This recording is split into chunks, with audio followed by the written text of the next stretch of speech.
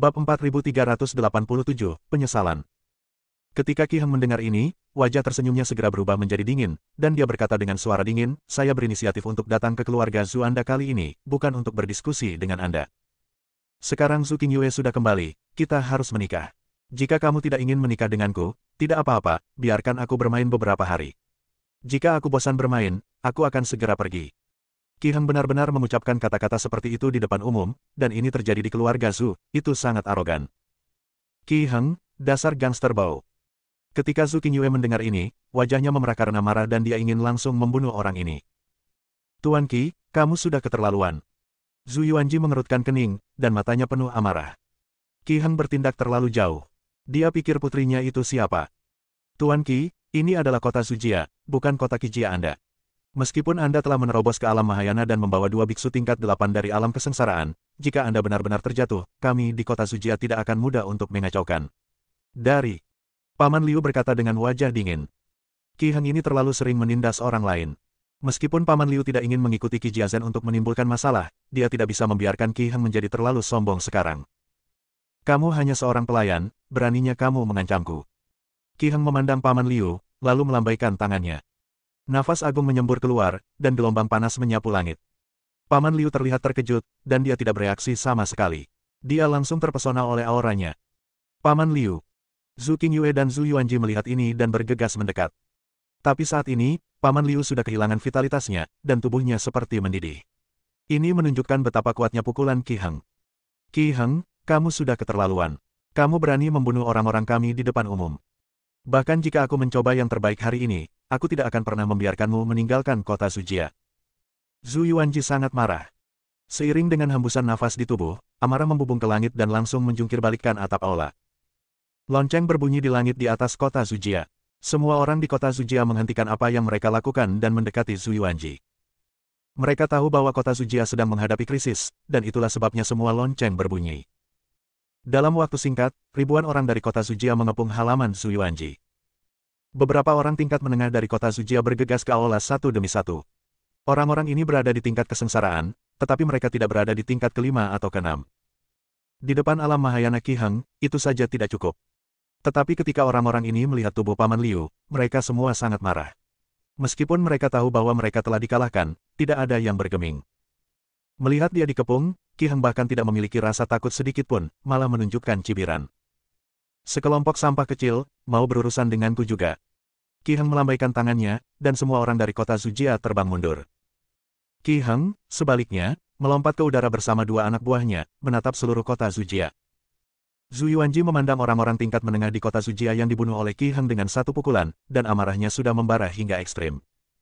Zhu Qingyue mengertakkan gigi dan terbang ke langit, menuju Qi Heng. Namun, Zhu Yuanji menangkapnya. Dia tidak akan melihat Zhu Qingyue mati. "Xiao Yue, ayahmu yang melukaimu. Kamu harus mencari kesempatan untuk melarikan diri. Aku tidak boleh membiarkan Paman Liu membawamu kembali." Zhu Yuanji menyesalinya saat ini. Zhu Qingyue melarikan diri dan melarikan diri. "Ayah, aku tidak menyalahkanmu, aku tidak menyalahkanmu." Zhu Qingyue mulai menangis. Zhu Yuanji membelai rambut Zhu Qingyue, matanya penuh tekad, lalu tiba-tiba meninju Qi Heng. Semua kekuatan di puncak alam kesengsaraan meledak pada saat ini. Bab 4388, Aku berjanji padamu. Menghadapi pukulan marah Zhu Yuanji, Qi Heng sedikit mengangkat sudut mulutnya, matanya penuh dengan penghinaan.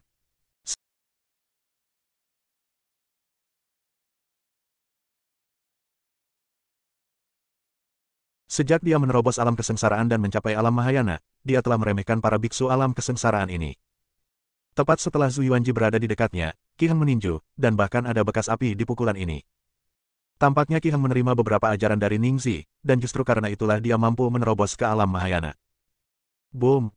Kedua tinju itu bertabrakan, dan suara yang mengguncang dunia langsung terdengar.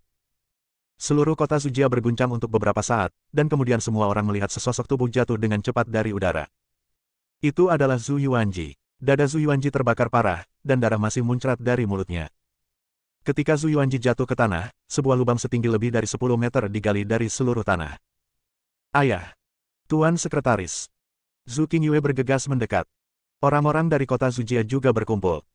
Ketika Zhu Qingyue membawa Zhu Yuanji keluar dari lubang, Zhu Yuanji hanya memiliki satu nafas tersisa. Wajahnya sangat pucat dan energinya seperti jaring laba-laba. Semua orang di kota Zujia memandang Qi Heng dengan marah. Tapi Qi Heng memandang semua orang dengan ekspresi acuh tak acuh, jika ada di antara Anda yang tidak yakin, Anda pasti dapat mengambil tindakan terhadap saya. Bunuh dia. Seseorang meledak marah dan menuju ke arah Qi Heng. Kemudian lebih banyak orang dari kota Zujia mengambil tindakan terhadap Qi Heng. Ketika dua pengikut di belakang Qi Heng melihat ini, mereka langsung berdiri di depan Qi Heng. Qi Heng melambaikan tangannya, kalian mundur, mereka hanyalah sekumpulan sampah. Saya dapat mengusir mereka dengan lambaian tangan saya. Menghadapi semua orang di kota Zujia, nyala api muncul di telapak tangan Qi Heng, dan kemudian aura di tubuhnya terus melonjak. Nyala api semakin membesar, dan kemudian dengan tembakan telapak tangan, nyala api menuju ke arah penduduk kota Zujia seperti ular berbisa. Ah! Bakar aku sampai mati. Membantu. Saat semua orang di kota Zujia tersentuh oleh nyala api, mereka semua berteriak putus asa. Hanya dalam sekejap mata, puluhan warga kota Zujia tewas secara tragis. Saat ini, semua orang di kota Zujia merasa sedikit takut, dan tidak ada yang berani menyerang. Kesenjangan kekuatan antara mereka dan Qi Heng terlalu besar. Ini seperti kesenjangan yang tidak dapat dijembatani. Pada saat ini, Zhu Yuanji hanya bisa membuka matanya dan menyaksikan orang-orang di kota Zujia meninggal secara tragis, tetapi tidak ada yang bisa dia lakukan untuk mengatasinya. Zhu Qingyue, buka bajumu sekarang dan biarkan aku tidur. Mungkin aku bisa menghindarkanmu dari tumpukan sampah dari kota Zujia ini. Jika Anda tidak setuju, maka saya hanya bisa mengambil tindakan dan melenyapkan kota Zujia Anda. Qi Heng memandang Zhu Qingyue dan berkata. Zhu Qingyue memandang Qi Heng dengan marah, tetapi tidak bisa berkata apa-apa. Nona kedua, jangan berjanji padanya, kami. Penduduk kota Zujia tidak takut mati untuk menghentikannya, tetapi sebelum dia bisa menyelesaikan kata-katanya, Qi Heng menembakkan cahaya spiritual dan langsung membunuhnya. Zhu Qingyue, kamu harus memikirkannya. Sekarang aku akan memberimu waktu untuk memikirkannya. Selama waktu ini, aku akan terus membunuh orang-orang di kota Zujia kamu sampai kamu mengangguk. Setelah Qi Heng selesai berbicara, dia menembakkan telapak tangannya dari langit. Boom! Lusinan orang dari kota Zujia langsung musnah di telapak tangan ini. Meskipun mereka telah mencapai alam melampaui kesengsaraan, mereka masih tidak memiliki perlawanan sama sekali. Tidak mau. Melihat kematian tragis banyak orang di kota Zujia, Zhu Qingyue meraung keras. Tapi begitu dia selesai berbicara, Qi Heng menyerang dengan telapak tangan lainnya, dan lusinan orang dari kota Zujia menghilang lagi. Aku berjanji padamu, selama kamu melepaskan penduduk kota Zujia kami, aku bisa membiarkanmu bermain sesukamu. Zhu Qingyue berkompromi. Tapi ketika Qi Heng merasa bangga dan siap untuk merebut Zhu Qingyue, sebuah suara datang dari kejauhan. Apakah pria yang hanya berada di alam Mahayana tingkat pertama berani merajalela? Mendengar suara ini, mata Zhu Qingyue tiba-tiba berbinar. Bab 4389, bunuh dengan satu pedang. Tuan Dev, Tuan Dev. Zhu Qingyue berteriak keras, dan melihat sosok Dev mendekat dari kejauhan. Semua orang di kota Zujia sangat gembira saat melihat penolong tersebut. Qi Heng mengerutkan kening dan melihat ke arah Dev yang datang dari kejauhan. Dia tidak menyangka seseorang akan membuat salib. Tapi ketika Dev mendekat, Qi Heng langsung tertawa. Seorang biksu tingkat ketujuh di alam kesengsaraan ada di sini untuk berpura-pura menjadi serigala berekor besar. Dan semua orang di kota Zujia tiba-tiba menjadi bersemangat setelah melihat keadaan Dev. Kekuatan seperti ini tidak bisa menyelamatkan mereka sama sekali. Tapi hanya Zhu Qingyue yang masih sedikit gemetar, menatap Dev dengan penuh semangat. Meskipun Dev hanya berada di alam kesengsaraan tingkat ketujuh, kekuatan sebenarnya cukup mengesankan. Zhu Qingyue mengetahuinya. Nak, kamu hanyalah biksu tingkat 7 di alam kesengsaraan, dan kamu berani ikut bersenang-senang. Apakah kamu mencari kematian? Qi Heng memandang Dev dan berkata dengan nada meremehkan. Dev mengabaikannya, tapi menatap Zhu Qingyue dan berkata, apakah kamu baik-baik saja? Zhu Qingyue adalah pacar Xiao Feng. Bagaimanapun, dinasti Xiao memperlakukan Dev dengan baik, jadi Dev harus melindungi Zhu Qingyue. Tuan Dev, saya baik-baik saja. Zhu Qingyue menggelengkan kepalanya. Melihat Zhu Qingyue baik-baik saja, Dev mengalihkan perhatiannya ke Qi Heng. Ketika Qi Heng melihat Dev, seorang biksu muda, mengabaikannya, dia langsung menjadi marah. Tidak bisakah kamu mendengarku? Jika kamu tidak ingin mati, menjauhlah dariku. Apakah kamu ingin ikut campur dalam urusanku? Tidak peduli kebajikan macam apa Anda. Qi Heng mendengus dingin. Sampah. Hah. Dev baru saja mengatakan sampah, dan sebelum Qi Heng bisa mengatakan apapun, dia melihat cahaya kemasan melintas di matanya. Kepala Qi Heng terlempar tinggi, lalu dengan cepat jatuh ke tanah, lalu berguling ke kaki Zhu Qingyue. Kemudian tubuh tanpa kepala Qi Heng jatuh dengan cepat dan jatuh ke tanah, tertutup debu. Semua orang di kota Zujia tercengang saat melihat pemandangan ini. Semuanya memiliki ekspresi tidak percaya di wajah mereka dan mulut mereka terbuka lebar. Mereka tidak pernah membayangkan keadaan akan menjadi seperti ini. Baru saja, Qi Heng adalah dewa pembunuh, dia membunuh mereka semua dan Su Jiazhen tidak mampu melawan. Tapi dalam sekejap mata, dewa pembunuh ini dipenggal. Pedang ini sangat santai dan mudah. Bagaimana ini mungkin? Seorang biksu tingkat ketujuh di alam kesengsaraan membunuh biksu tingkat pertama di alam Mahayana dengan satu pedang sesuka. Seorang biksu tingkat ketujuh di alam kesengsaraan membunuh biksu tingkat pertama di alam Mahayana dengan satu pedang sesuka hati. Semua orang di kota Zujia tercengang. Dan yang sama bingungnya adalah dua pembudidaya alam kesengsaraan tingkat 8 yang dibawa oleh Qi Heng. Mereka bahkan tidak menyadari apa yang sedang terjadi, dan tuan muda tertua mereka dipenggal. Kalian berdua, segera kembali dan katakan bahwa aku, Dev, membunuhnya. Jika kalian, kota Qijia, ingin membalas dendam, datang saja padaku. Dev melambaikan tangannya ke arah kedua biksu itu. Pada saat ini, kedua biksu itu bereaksi. Ketika mereka mendengar kata-kata Dev, tubuh mereka gemetar, dan mereka berbalik dan lari dengan tergesa-gesa. Mereka tahu bahwa Dev adalah orang yang diburu oleh Demon Sealing Lions dengan pengorbanan 100 tahun. Tubuh Dev jatuh perlahan, dan Zhu Qingyue berlutut tepat di depan Dev sebagai tanda terima kasih. Saat Zhu Qingyue berlutut, semua orang di kota Zujia juga berlutut. Meski banyak orang yang tidak tahu siapa Dev, orang yang bisa membunuh Qi Heng dengan satu pedang jelas bukan orang biasa. Mungkin ada kekuatan besar di baliknya, sehingga kota Zujia dapat diselamatkan, dan mereka tidak perlu mengkhawatirkan orang-orang di kota Qijia. Zhu Yuanji, gubernur kota Zujia, berterima kasih kepada dermawannya karena telah menyelamatkannya. Zhu Yuanji juga menyeret tubuhnya yang terluka parah, lalu berlutut di depan Dev. Dev dengan ringan mengangkatnya dengan telapak tangannya, dan semua orang merasakan suatu kekuatan mengangkatnya. Bab 4390, Rumput Otot Ilahi. Ini hanya usaha kecil, tidak perlu berterima kasih. Dev berkata dengan santai. Tampaknya membunuh Qi Heng semudah menghancurkan seekor semut. Tuan Dev, ayah saya terluka parah. Saya ingin tahu apakah Anda dapat membantu perawatannya. Zhu Qingyue bertanya. Dia tahu bahwa Dev juga seorang apoteker dan mengetahui keterampilan medis. Chen Pini Haria melihatnya sekilas, lalu mengangguk dan berkata, meskipun dia terluka parah, itu tidak fatal, tidak masalah. Ketika Zhu Qingyue mendengar ini, dia langsung sangat gembira dan memerintahkan orang-orang untuk membersihkan tempat kejadian. Kemudian Zhu Qingyue membawa Dev dan Zhu Yuanji menuju halaman belakang.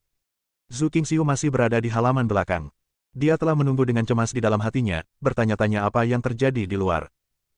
Ketika dia melihat Dev mengikuti Zhu Qingyue dan mendukung ayahnya saat dia masuk, kekhawatirannya langsung hilang.